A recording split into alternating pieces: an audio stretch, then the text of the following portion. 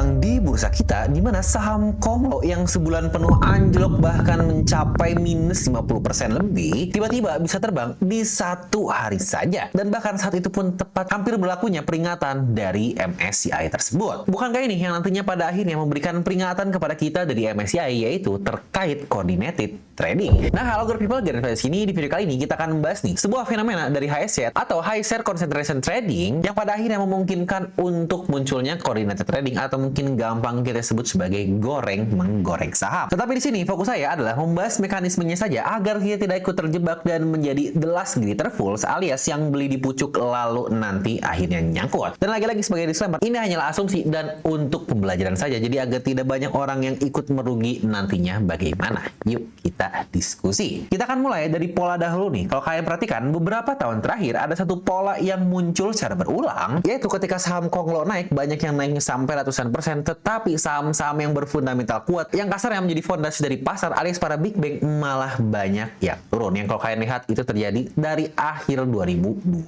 lalu. Yang pada akhirnya inilah muncul narasi kalau fundamental is dead pernah ramai, karena lagi-lagi selama periode tersebut, yang naik justru saham-saham Konglo dan bukanlah saham yang memiliki bisnis jelas seperti big bank tersebut. Yang pada akhirnya banyak retail pun mulai ragu nih dengan pendekatan fundamental, dan makanya tadi bilang fundamental is dead karena saham-sahamnya pada turun semua. Tetapi menariknya terdapat periode nih di mana polanya sangat ekstrim sekali sepanjang satu bulan, di mana big bank hampir semuanya hijau dan tumbuh secara sehat dari valuasinya, dan di periode yang sama juga saham Konglo pada akhirnya drop dalam, bahkan banyak yang minusnya di atas 50%, yaitu sampai minus 70-80%, yang bukankah ini kerugian yang sangat luar biasa. Dimana dengan hal ini pada akhirnya fondasi pasar bisa mulai terlihat dengan lebih baik. Dan disinilah anomalinya malah muncul, yaitu di hari terakhir bursa sebelum aturan dari MSCI berlaku, pola tiba-tiba akhirnya berbalik. Dalam satu hari saja saham Konglo yang sudah babak belur minus cukup banyak tiba-tiba naik cukup tinggi, dan di waktu yang bersamaan selalu kebalikan nih, saham-saham yang memiliki bisnis yang baik atau saham fundamental kuat pada akhirnya turun untuk big bank di hari terakhir tersebut.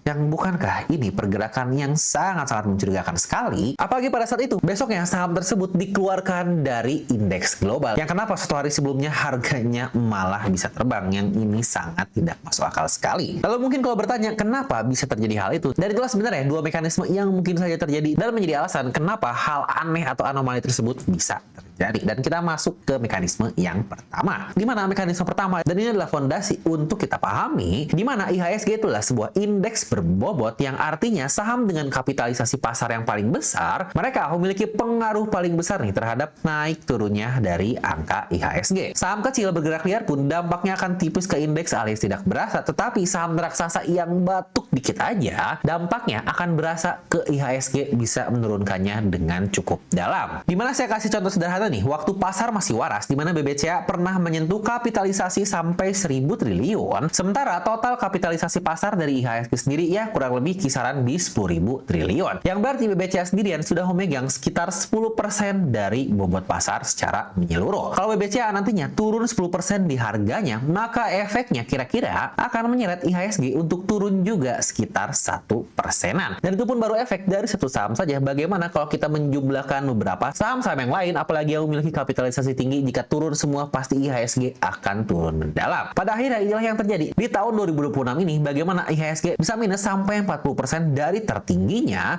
karena balik lagi tadi saham-saham Konglo tersebut banyak yang minus mencapai 80%, 60%, 70% lebih. Bahkan yang sebelumnya tertinggi pun yaitu brand dari 1.000 triliun lebih, sekarang hanya tersisa kurang dari setengahnya saja. Yang wajar kan kalau IHSG pun akhirnya minus cukup banyak sekali. Dan pada akhirnya peringatan dari MSCI inilah menjadi sebuah cara untuk mengakhiri ilusi yang ada di pasar Indonesia ini, di mana indeks bisa saja hijau, tetapi bukan karena mayoritas perusahaannya membaik, tapi karena segelintir saham dengan cap super berat alias saham Konglo tadi yang kasarnya sedang diangkat saja. Ketika modal pasar tertarik ke sana, tentu saja saham-saham baik fundamental seperti big bank pasti nantinya akan ditinggalkan oleh para retail. Maka simpelnya indeks bisa hijau, tetapi isinya belum tentu sehat. Inilah alasan kenapa saya pernah membuat video di awal tahun 2026 ini ketika IHSG mencapai ATH-nya di 9.000, di situ saya berkata untuk hati-hati karena pada saat itu pasar kasarnya sedang tidak sehat, yang ternyata benar saja di tahun berjalan IHSG sempat minus mencapai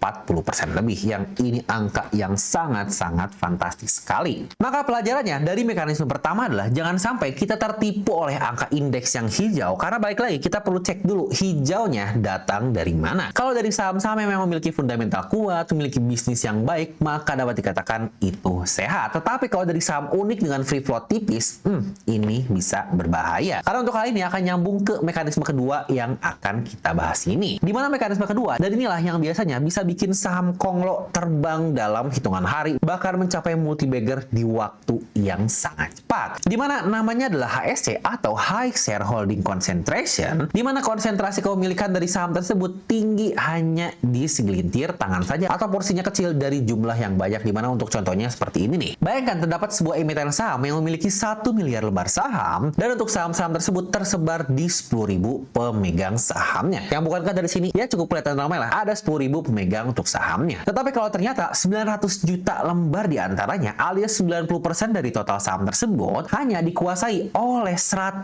pemegang saja, alias 1% dari total pemegang saham menguasai 90% dari saham yang beredar tersebut. Maka dalam kata lain, harga saham tersebut kasarnya berada di tangan dari segelintir orang yang memegangnya saja, alias si HSC tersebut. Karena dalam case tersebut saja yang benar-benar berputar di pasar alias free float hanya tinggal sedikit, di mana hanya kurang 10% dari totalnya saja. Dan kalau kalian pemegang retail yang cuma memegang beberapa lot saja, maka berarti kalian bermain di kolam yang sangat dangkal, karena ya ketika ada arus besar atau orang lain besar yang masuk, itu bisa mengubah area kolam dengan sangat drastis. Itu sebabnya saham dengan konsentrasi kepemilikan yang tinggi bisa naik cepat, tetapi turunnya juga sama cepatnya seperti tadi saya bilang, bisa naik berapa ratus persen alias multi-bagger, tetapi minusnya mencapai 80% lebih dari tertingginya. Ya bukankah itu sangat berbahaya sekali? Ya mungkin kalau beli di awal masih sempat profit, tapi kalau belinya di tinggi, wah itu uang 1 miliar hanya tersisa 200 juta saja.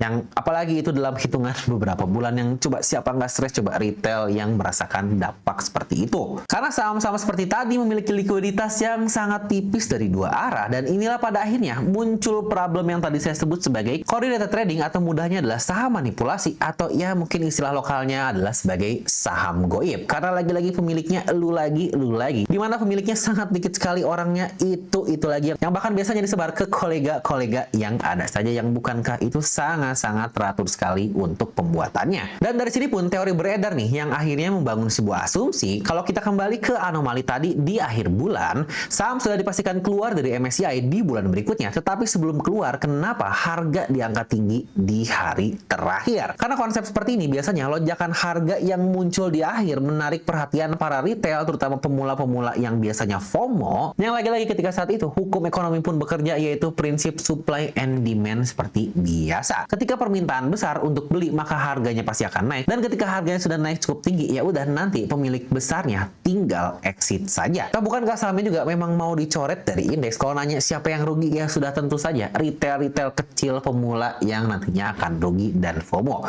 Dimana buat pemiliknya tentu saja dia nggak rugi karena dia sudah sempat menaikkan dan beli di harga atas. Itulah sebuah permainan dari coordinated trading. Lagi-lagi saya ulangi, kalau hal ini masih sebuah asumsi saja, tetapi untuk polanya memang sangat-sangat layak untuk dicurigai, apalagi karena mekanisme HSC yang pada akhirnya membuat saham tersebut dikeluarkan dari indeks global, yaitu MSCI yang sering kita dengar ini. Dimana pelajaran dari mekanisme kedua adalah sebelum kalian membeli saham yang harganya lagi terbang, kalian coba cek dulu nih free floatnya bagaimana, cek berapa persen dikuasai oleh pemegang mayoritas. Kalau HSC-nya tinggi, kalian perlu hati-hati. Karena bisa jadi kalian cuma menjadi alat exit doang nih dari sang pemilik sahamnya. Tapi mungkin bakal ada pertanyaan nih, tapi bang, kenapa retail bakal terus masuk ke saham-saham seperti itu kalau mereka sudah tahu itu saham-saham yang kacau? Yang baik lagi, itulah manusia dengan keserakahan yang mereka miliki. Ketika ngelihat orang yang pamer dikit aja cuan puluhan persen di saham konglo, pada akhirnya ikutan masuklah dia dengan uangnya tersebut. Yang lucunya, saya pernah dapat endorse dari company-company mereka untuk ngomongin saham tersebut, yang tujuannya ketika saya banyak ngomongin, orang banyak masuk, di mana volume meningkat, harganya akan naik. Yang bukankah ini lucu banget, mau menaikkan valuasi harga dari sebuah saham tetapi dengan cara di endorse dan bukan meningkatkan valuasi atau value yang sebenarnya.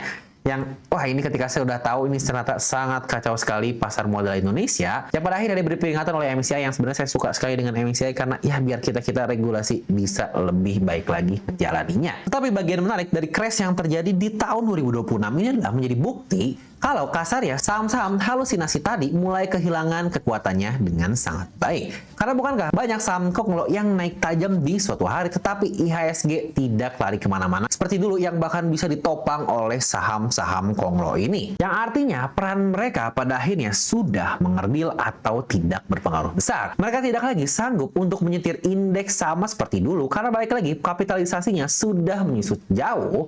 Ya seperti yang tadi saya sebutkan, brand aja dari 1.000 triliun hanya tersisa setengahnya lebih, yang berarti kapitalisasinya tidak sebaik dulu. Karena di tengah semua hal ini ada satu pegangan yang selalu saya pakai dan berulang kali juga saya sampaikan di YouTube dari channel saya ini, yaitu kalau beli saham adalah beli bisnis. Karena coba kalau kita bandingkan angkanya secara jujur dan secara logis menggunakan logika biasa saja, misalkan EPS dan laba dari BMRI bisa 30 kali lebih besar dibandingkan DSSA, tetapi pada saat itu market cap dari DSSA bisa 2 kali dari BMRI di angka 800 triliun. Logika seperti apa coba? Gimana kita mau menyimpan uang kita ke bisnis yang memberikan keuntungan lebih kecil dibandingkan bisnis potensial lainnya? Ya jangan dulu lah kita ngomong saham sekelas IPO yang mungkin akan kalian cukup bingung. Gimana kita menggunakan analogi teman kalian aja nih memiliki bisnis, anggaplah si Bedu dan si Abdul. Dimana si Abdul dia bisa memberikan kupon sebesar 3 juta dan sedangkan teman kalian si Bedu dia bisa ngasih sebesar 100.000 yang seper 30 dibandingkan si Abdul, tetapi kalian malah memilih untuk investasi dan membantu si Bedu, yang bukankah itu logiknya saja sudah aneh?